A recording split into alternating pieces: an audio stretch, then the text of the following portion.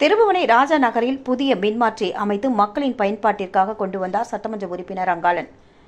புதுச்சேரி மாநிலம் திருபுவனை சட்டமன்ற தொகுதிக்கு உட்பட்ட ராஜா நகரில் நீண்ட நாட்களாக நிலவி வந்த மின் பற்றாக்குறையை தீர்வு காணும் வகையில் சட்டமன்ற உறுப்பினர் அங்காளன் தீவிர முயற்சியின் காரணமாக புதுச்சேரி அரசு ஆதிதிராவிடர் மேம்பாட்டு நிதியின் கீழ் சுமார் 12 லட்சம் ரூபாய் மதிப்பீட்டில் 200 கிலோவாட் மின் திறன் கொண்ட புதிய மின்மாற்றி அமைக்கப்பட்டு அப்பகுதி மக்களின் பயன்பாட்டிற்காக தொகுதியின் சட்டமன்ற உறுப்பினர் அங்காளன் புதிய மின்மாற்றியை இயக்கி துவக்கி வைத்தார்.